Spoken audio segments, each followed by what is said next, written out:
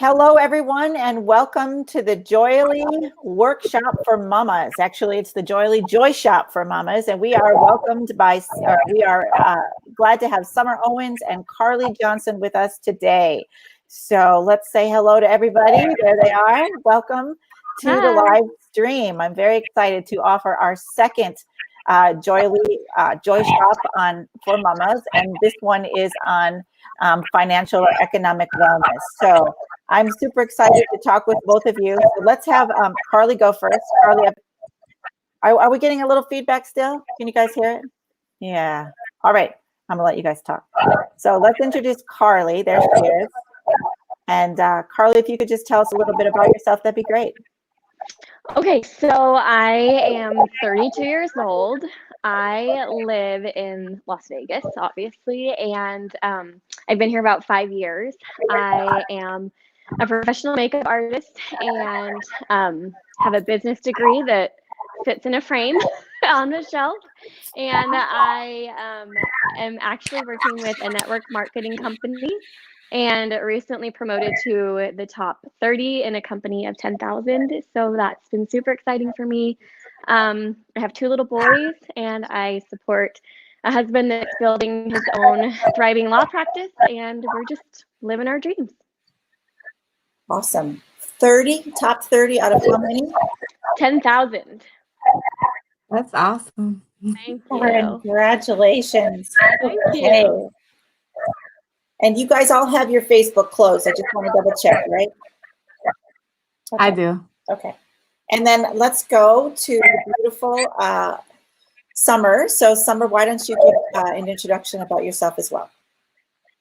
Hi, I am Summer Owens. I'm an author and a speaker. I'm a blogger.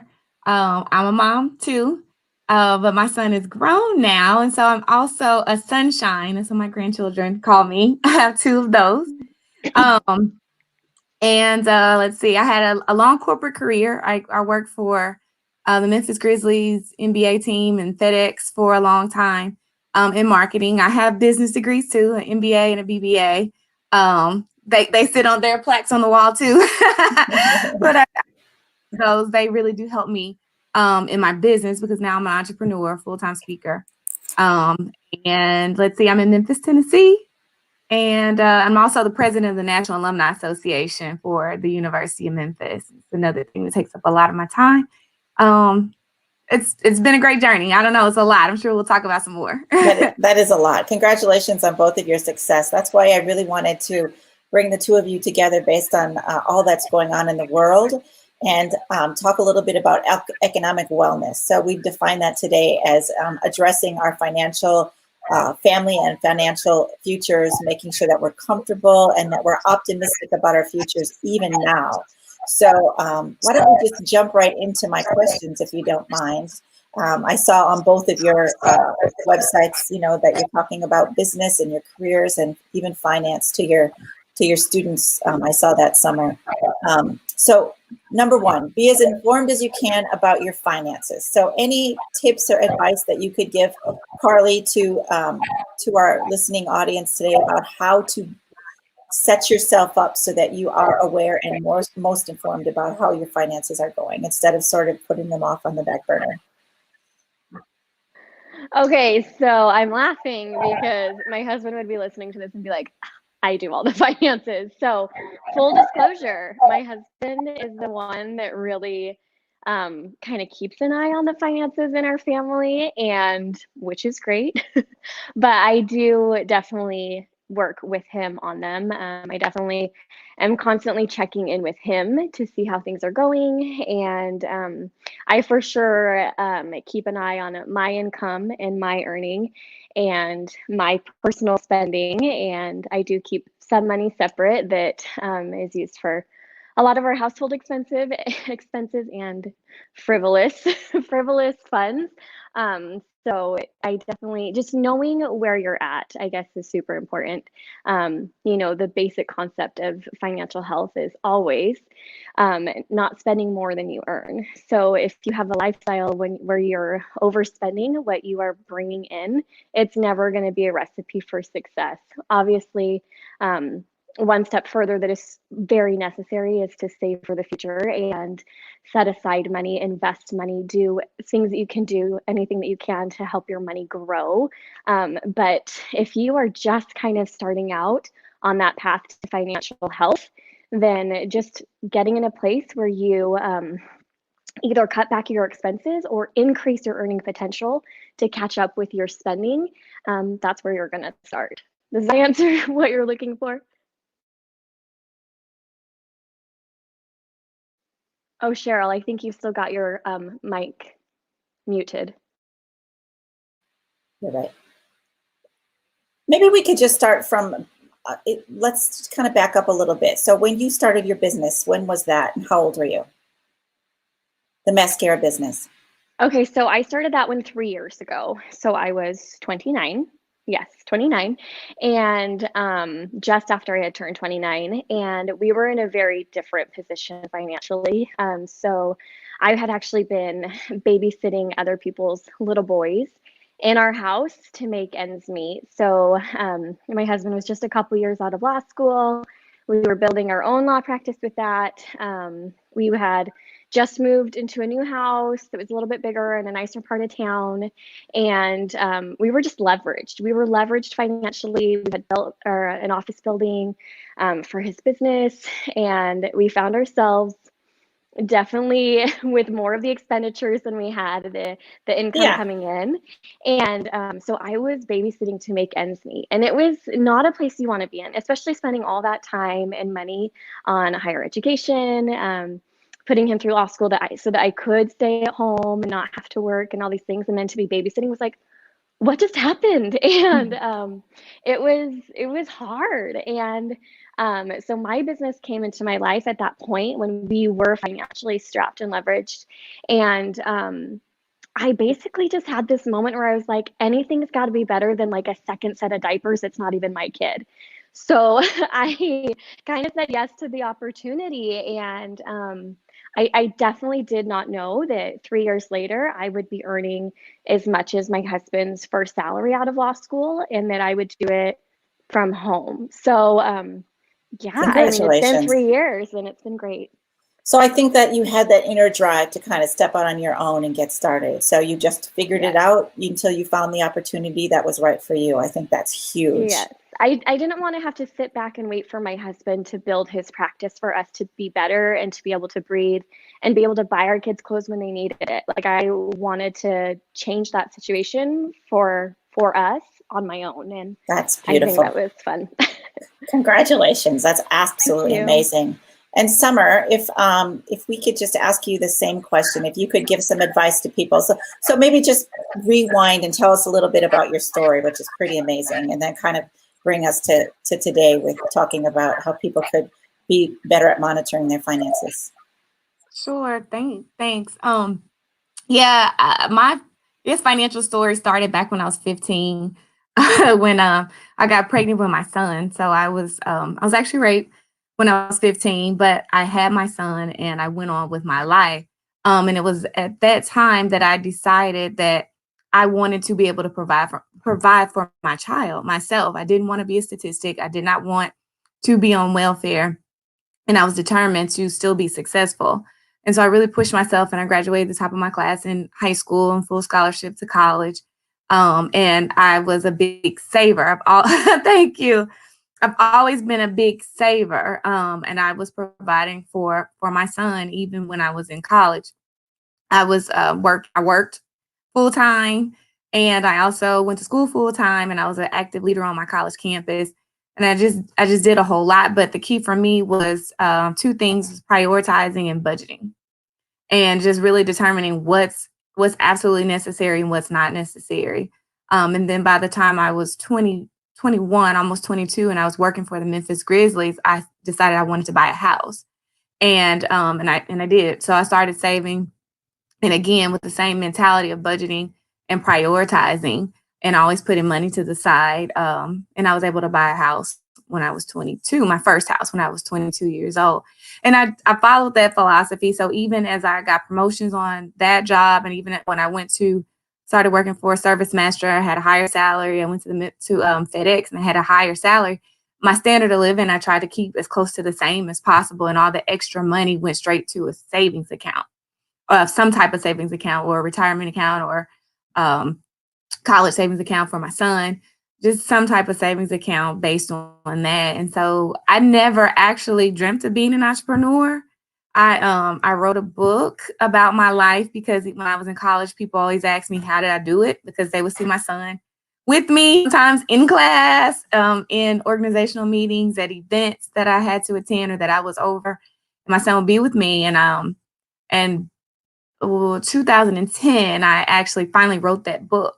Finally had the time to write the book. And it turned into something I never expected. People started asking me to speak. And I started doing it and I saw the impact it was making and I love doing it. And now it's almost 7 years since I quit my job at FedEx and I've been an entrepreneur full time. And so also to answer your question, I was just thinking about how important it is if you have a business to make sure your business and your personal finances are completely separate.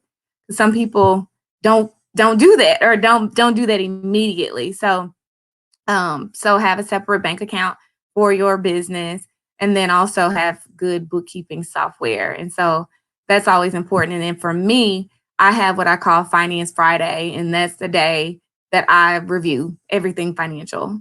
That's when I look at my books. That's when I pay my bills. That's when I evaluate my financial situation. It's every Friday at set time. I do that so that I make sure I'm constantly on top of it. Good for you. So you know that our company is JOYELY, and we focus a lot. Maybe we could just mute you guys while I'm talking. But so we focus on joy. So finances is a big part of our lives, and it's not always feeling good. And there's ups and downs to all of that. So it seems like both of you have a really good attitude and a really good perspective about that even though it's finances, you still have to address it and still have to focus on it. So can you both sort of maybe tell me, Summer, we'll start with you first. Is there a joy lens, if you will, that's different now than back then? Like, how did you transition from, I don't know if I'm going to make it, to broke, to college, to like, what, I am worth it. And I can ask for, for what I'm worth financially. So maybe you could just talk about that a little bit. Yeah, so my brand is So What, and that's always been my mentality. And I just put a name to it though when I started my business, so several years ago now. But always learning how to say so what to negative situations and challenging situations, and especially early in my life, finances were challenging situations, right. And so I always look at negative situations and say so what to them, and then the so now what part is okay. How can I reframe this and make this a positive situation? How can I get through this, or how can I get over it? And so when it comes to my finances, and even now it's a tough place because I am a speaker, and all of my speaking engagements for 2020 have been canceled because of 19 and everything that we're dealing with. And that is a primary source of my income, in addition to contracts that I have with school districts, and schools are out. And so I'm having to do that now and to say, okay, so what? That's the situation. That's the reality. How do I move forward? And what do I do to generate income in spite of those situations? And that's where, a lot of speakers are right now. And of course, with COVID-19, it's not just affecting speakers, it's affecting everyone in a multitude of ways. But me personally, it has affected my income directly and immediately. But I've taken the so what attitude and that same approach that I apply to everything. And I have solutions, and I'm doing virtual programs like a lot of people are. And I'm in school districts to be able to implement my programs and work through the contracts that I have. So it's just always having that attitude that bad things happen, tough things happen, you make mistakes, but you can always overcome them with the right attitude. Beautiful, beautiful. And I was watching some of the testimonials from some of your students, and they are also missing you, I am sure. So I love my students. Yeah. The I Will Survive story, if you haven't read Summer's blog yet at summerowens.com, you'll have to go read it. It's pretty amazing. And it seems like you do real good work. Oh, beautiful. Thank you.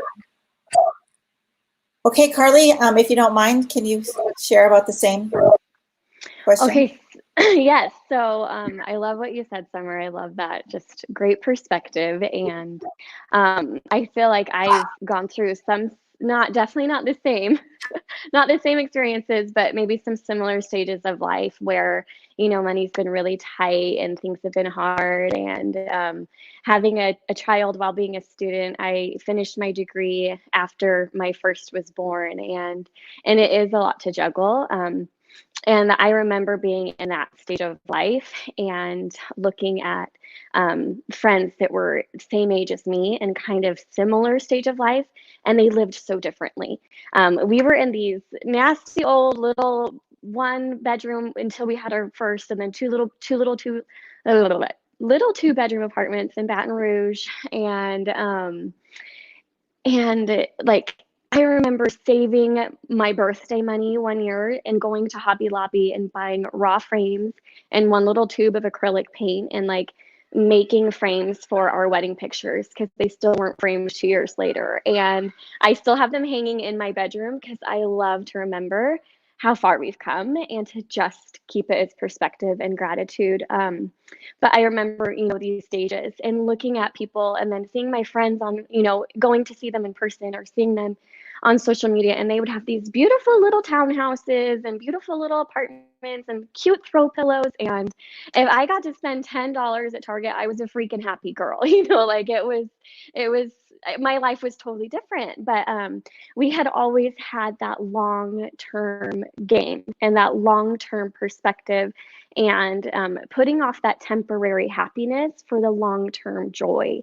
And it is kind of not nice because I don't like to see people in like less exciting stage of life, but I have been able to see in comparison from maybe friends that lived a little more frivolously or bought like the things that brought that instant gratification in those earlier stages of adulthood. Now we're in a very different position financially than they are because we were able to put off some of those things that were totally inconsequential that right now I wouldn't even have cute throw pillows from 10 years ago. And instead I can furnish a beautiful home and just have a very different life because of being willing to sacrifice. So for me, and getting through those stages, it was knowing that it wasn't going to last forever, knowing that if we worked hard, if we stayed focused, if we were willing to give up the little things now, we could have great things in the future.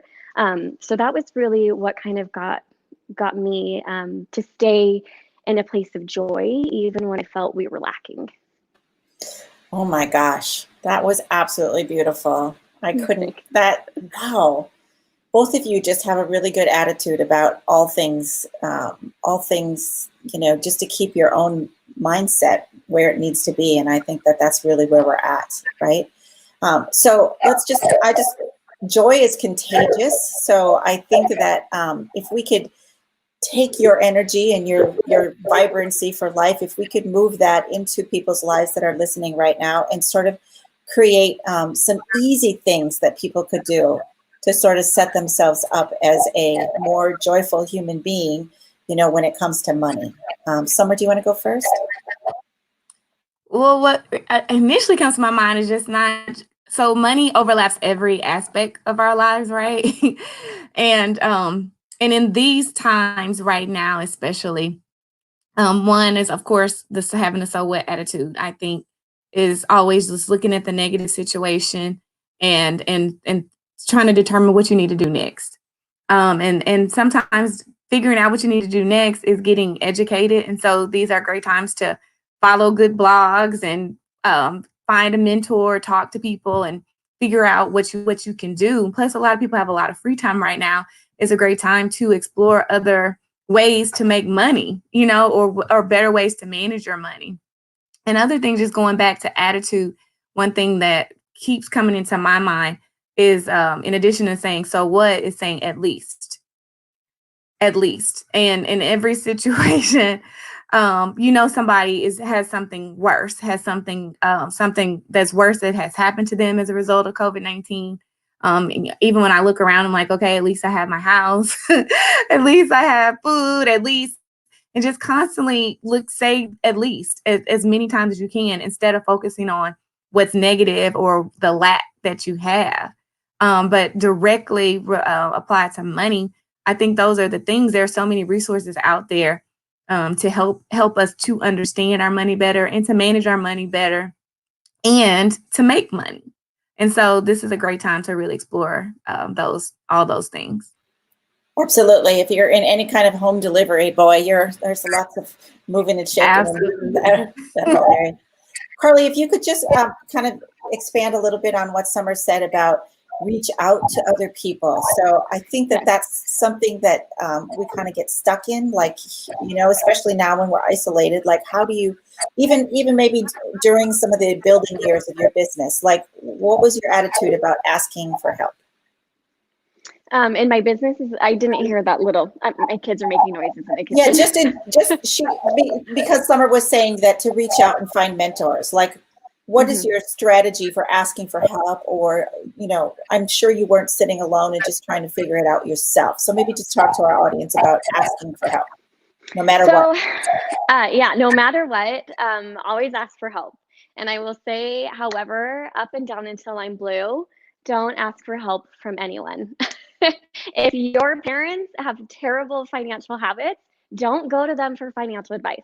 And, I come from a long line of spenders, and I don't ask them for financial advice, because if they don't have the life you want, don't ask them about it. And that's whether it's fitness or, I will not go into a salon, and if there is someone with a terrible haircut or hair color, they are not touching my hair. I think it applies to every aspect of life. If someone doesn't have the thing you're striving for, don't ask them how to get it, because they don't know themselves. So I think mentorship is huge. I think that there are a lot of valuable mentors that can be found. I think in probably a time like now where maybe people are exploring these other options, like Summer said, we've had time to sit back and kind of reevaluate, what can I do to make money? I feel like starting with the internet is a great place. If you're wanting to make baby blankets, if you have a passion for sewing, you've got material, and this is something you could market and sell right now, then you need to go to the internet and you need to Google, how do I make baby blankets and sell them? And then find, just Google different things that you want to know. How do I find, or, who has a great baby blanket business? And then go find out who it is and read about them. Go find their podcast. Go find their Audible book. Go learn everything you can from them. I'm in a very particular space, so I know my industry, but I know it applies to all industries. There is so much free education available on the internet. You just need to go and search it. So don't feel like you need to know someone personally who has done XYZ that you want to do. You don't even need to ever meet someone for them to be a business mentor for you, because of the technology advances we have today. And that is really cool. Isn't it really true? Cool. Isn't it true that people want to help once they're asked? Yes, I think people want to help, and they want to help for a couple of reasons. It's a great ego boost when someone comes to you and they say, oh my gosh, like, you've built this incredible business, or you've done XYZ. How do I do it too? Everybody appreciates a little bit of stroking of the ego. Everyone does. And also, it feels good. It feels good to give back. It feels good to be kind and generous. And it feels good to help other people create happiness and success and income for their families. So it's just a great thing to do. Yes, I had somebody on an airplane next to me one time tell me they wanted to start an Etsy store. And I have another friend who has a really fantastic Etsy store. So all she had to do was put it out into the universe. And I just happened to be sitting there to catch it and then connected them. So say whatever it is that you're looking for, put it out into the universe. Summer, do you want to say anything to that as well? Yeah, I'll just add to that. And it's something I always tell my students, whether it's my students at the University of Memphis or online students, people do want to help people. And I'm somebody who likes helping people. However, my caveat to that is people want to help people who are helping themselves and who are serious, because nobody likes to have their time wasted, especially once you've put in a lot of time in your own business and you've invested in your education, your expertise. You don't want to waste time. So when you do reach out to someone for help, make sure you're serious about what you're doing and not wasting their time. that's a big thing, because I have had that happen a lot. And but somebody who's trying to help themselves, I'm all in for them. Absolutely, absolutely. And also to that, if you are stuck and you don't know what to do, it doesn't hurt to just formulate a list of questions and then get the feedback and the input and then go to work and come back and again and again and again. So that's a really good strategy. Karli, can you just share a little bit about your mothership right now, your mothering world and your finances and keeping your business, juggling? I'm sure your home environment is upside down right now with your husband. Is he going into work? Like, maybe just talk to moms a little bit about handling all of this. Okay, I would love to. Speaking of world being upside down, I just got like the low battery mode. So if you see me pop out of the frame when I'm done answering this question, I'm just plugging my phone in No right worries. now. But irony, good timing. So it has definitely been a struggle the past few weeks. If I tried to pretend that things are just totally easy breezy and we're cool as cucumbers, I'd be totally lying. My kids are watching TV right now because that is the only way that I know that they will leave me alone and I can get through this broadcast. But so it's been a juggle. Like, my kids have been home. I'm used to, at least my youngest is in preschool, so I'm used to like 2 hours every morning that is just my work time, and I really crank through the work, and then I sprinkle it here and there throughout the rest of the day. So it has been hard. It's been a big adjustment. But I've just been trying to find pockets of time when I can and where I can. I think the biggest thing right now is learning to be graceful with myself. I have to know that I am not going to be able to do as many projects for my business as myself as I normally would be able to get done. I have to know that my numbers might suffer a little bit right now because of the situation, but it's okay. That it's just kind of temporary. Kind of going back to that, like, it's just for a season. We will get through this. It will be better on the other side of it. That's kind of how I'm holding it together. And I know that, we'll be fine. And what we can do is what we can do. And as long as we've done our best, then what more can we do, I guess? I've also been trying to let myself accept the fact that I can't be the perfect mom I want to be right now. That I can't always have cute little projects with them and sit and do arts and crafts and occupy every minute of their time while they're home right now, and keep a business going. It's just impossible. So again, giving myself the grace as a mother has been huge, because I can't wear all of the hats at the same time. I've got to switch hats every day, multiple times a day sometimes, and that's okay. My husband has been leaving the house for work. Praise be that he can leave the house for work. So he owns his own law practice. So basically, no one's coming in. No one else in the building's coming in. No clients are coming in. It's just him and his assistant at the office right now. And he gets to leave every day. And I think it has saved a lot of sanity for us. Well, you go plug in, and I have one more Okay. question for you. But Summer, so as a speaker to middle school kids, and I'm sure are moms reaching out to you, and if they are, what kind of advice are you giving them? Well, I'm a speaker to middle school, probably the least, mostly college, and high school. I've had students reach out to me. I've had parents reach out to me. And students, middle school, high school, and college students, mothers, and teachers, a lot of educators too, to reach out to me just about all the things that Karli just mentioned and all the balancing. And one thing that is definitely coming from this time is people are respecting the jobs of educators a whole lot more.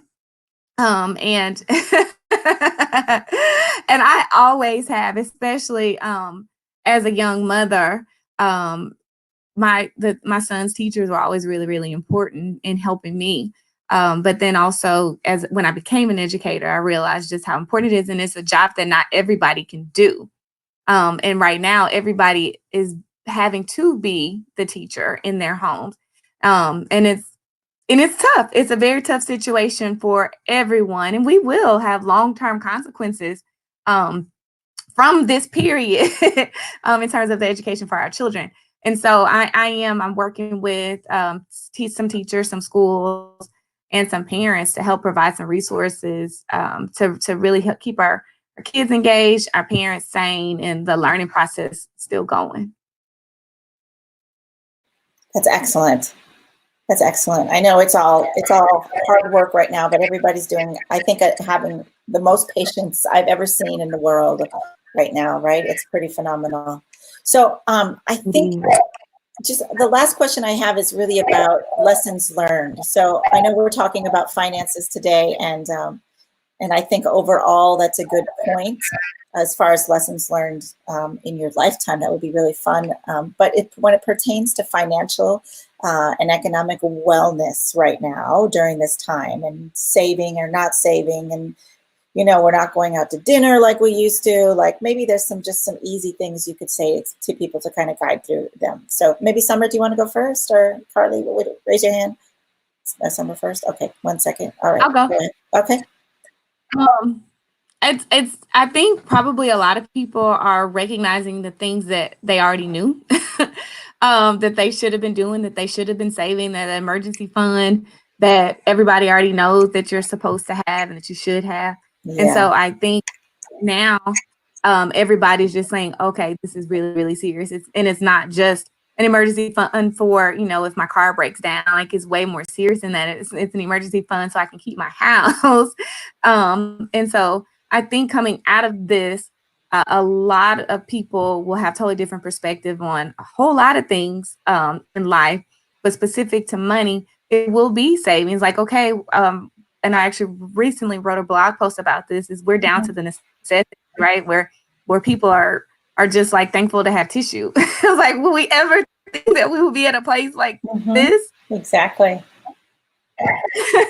And so it's like, okay, we're getting down to the necessities. And I think coming out of this, the people who are learning, and hopefully that's the majority of us, are like, okay, every purchase that we make, like Carl got it and I got it early on too, is this really necessary?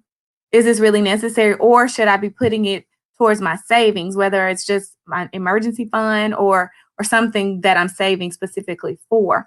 But I think coming out of this is people will really look at their buying habits a lot differently and think about the future and what can happen suddenly and unexpectedly, how drastically it can change their lives if they're not financially prepared. That was really powerful. Thank you, Summer. I think we can't really rewind time, but we can certainly continue on making really good decisions from today forward. So I really like that. Okay, Karli, any advice or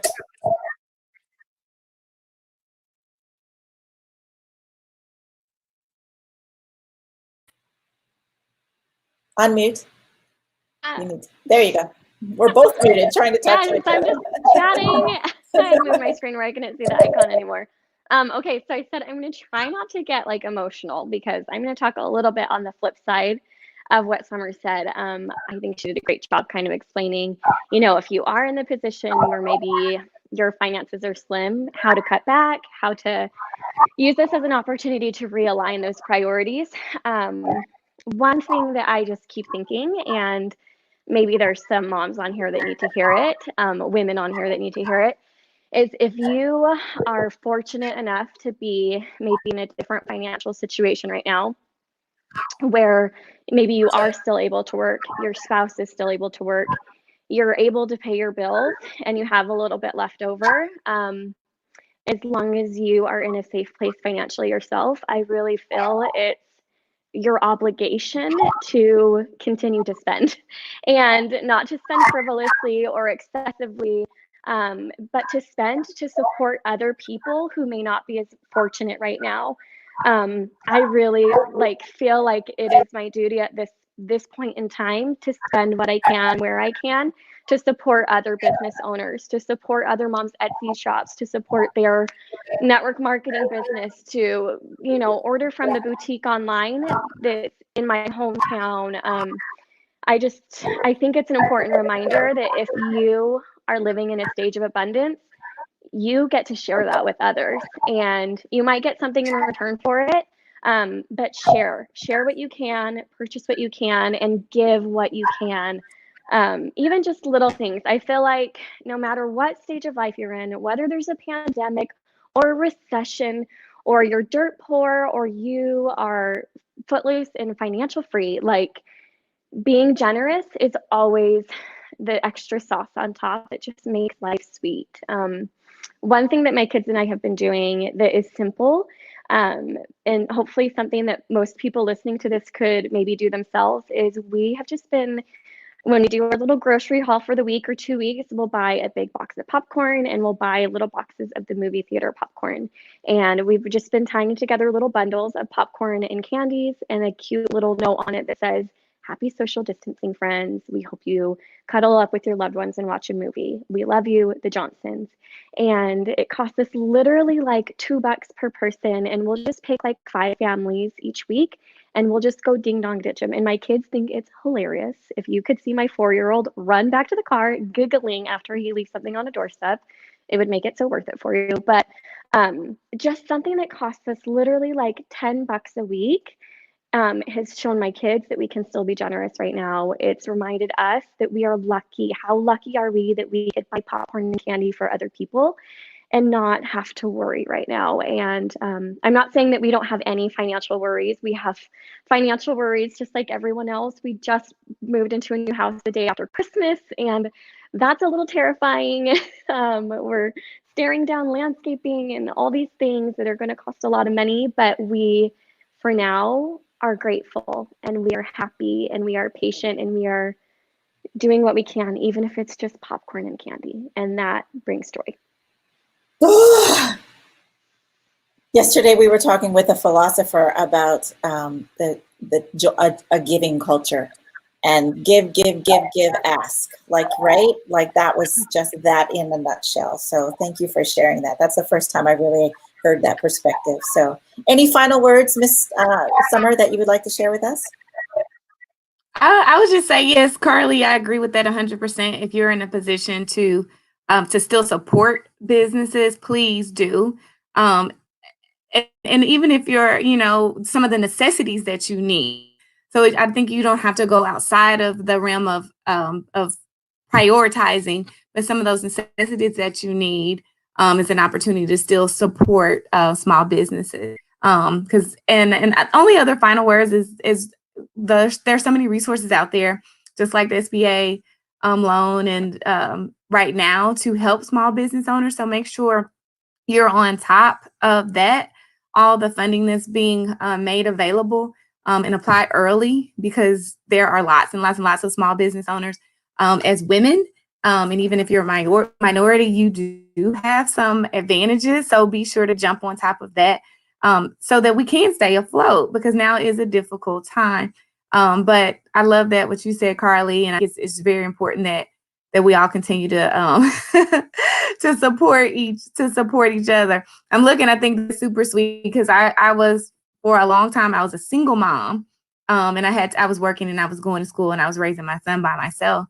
And so, yeah, I get it, Karli. It's a handful and it's a lot, but we can make it through all of this. And I think we just always have to stay positive and constantly look for the solutions and not focus on the problems. Well, that was beautiful, both of you. And I can't wait to share this video. And I would ask that you do the same. I just want to put this little our formula on the screen. You can see, and just think of yourselves in this position. You have found your joy, you are being your joy, and you are sharing your joy as you do now. So any advice for people that are watching that you could just inspire them to continue on even during the coronavirus? Summer? I think it's just, more of what I've already said, is to focus on the positives. Just focus on the positives. There are a ton of negatives and we can dwell on those all we want, but that doesn't help. But just focus on the positives and continue to prepare for future challenges and to bless people where we can. Perfect. And Karli, any last words about people just continuing on? Don't give up. It's, we still got to be alive and, trying every single day. Yeah, I think just kind of like what Summer said, and have just an attitude of gratitude. I think when we are grateful, it's really hard to be depressed. When we're grateful, it's pause. There's a difference between like depressed, situational depressed, and clinically depressed. Just to clear that. But when we're grateful, it's hard to be, really pessimistic and sad and bummed out and spiteful. So Yeah. just if we're focusing on gratitude, it just helps everything.